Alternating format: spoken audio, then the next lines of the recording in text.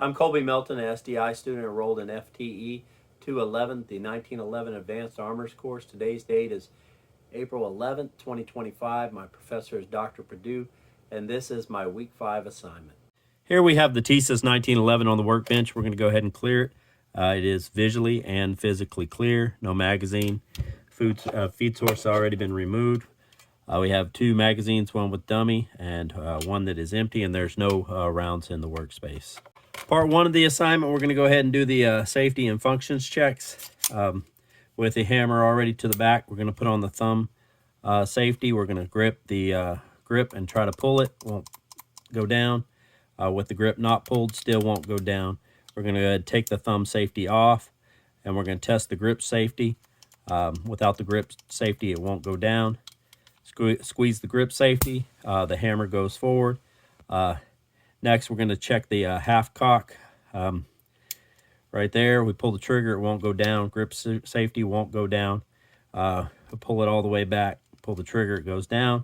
And then we're going to go ahead and do the slip test. So we're not going to take it all the way back. It should stop in the half cock position, the passive safety. So it passes that part of the functions check. And next, we're going to do the disconnector test. We'll go ahead and we're going to cycle it about a quarter of a way and cycle it about a quarter of a way. Try to pull the trigger. Trigger's dead. Hold the trigger, and the disconnector connected it, and the trigger reset. Next, we're going to do the dry functions check. We're going to go ahead and cycle it a couple of times. Make sure there's no binding, no drag. Let the trigger fall. Release the trigger, charge it, it cocks. Let the trigger fall. This time we're going to hold it and check the reset. The trigger resets, trigger falls. That concludes the dry. Next, we'll do the functions check with dummy ammo. We got 3 rounds loaded up. We'll go ahead and lock the slide to the rear. Insert the magazine. Magazine locks. It's locked in place. Go ahead and let the slide go forward. It locked. Fire it. It fires. Let go. It ejects. It chambers. It fires. This time we're going to hold the trigger and test the reset. There's the metallic click. Last round should stay open.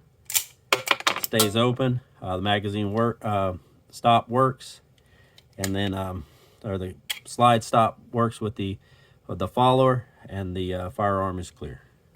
When doing your test fire, you want to have both live factory ammunition, ball preferably 230 ball for older 1911s. Newer 1911s, it doesn't matter as much. It just needs to be factory. And you're going to load up a live, a dummy, and then a live. And what this does is when you go out there and fire the first round, if for some reason it was to try to fire the second round, you'd see the hammer go forward on the dummy round, and know that it's not safe to fire more than 1 round at a time, and that you need to go back to the workbench and figure it out.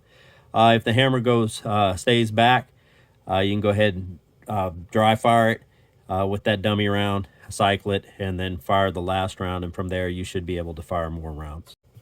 The firearm is still clear, both visually, physically clear. For part 2 of the assignment, we're to assess the feel of the trigger pull. First, it has about 1/8 of an inch take up. It breaks really clean, and then there's about 1/8 of an inch travel or over travel after the take up.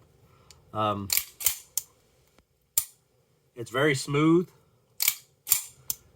and I measured the trigger pull earlier with the trigger pull gauge. It's just a little over 5 pounds. It's very smooth. It breaks clean, and in my opinion, it breaks and feels just like a mil-spec 1911 should. It's a pretty good trigger.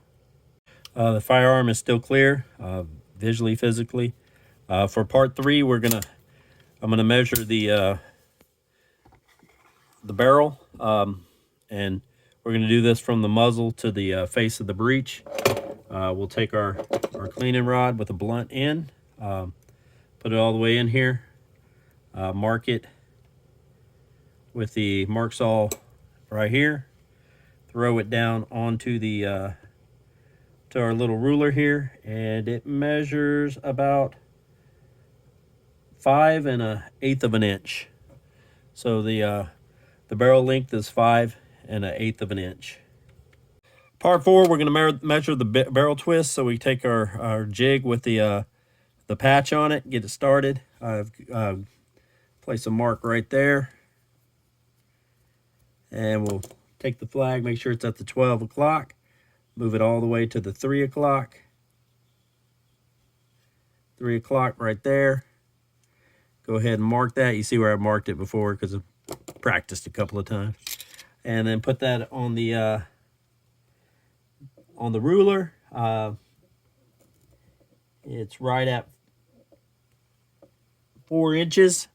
So 4 times a fourth is a 1, and then 4 times 4 inches is 16. So it's a 1 16 inch, a 1 16 barrel twist, meaning that it does 1 complete rotation per 16 inches. 5, I'm going to check the headspace. I've got the slide, the barrel, and the bushing assembled. We're going to go ahead and take the go gauge. Starting with the go gauge, we're going to work it under the extractor, and then we're going to work it up into the chamber.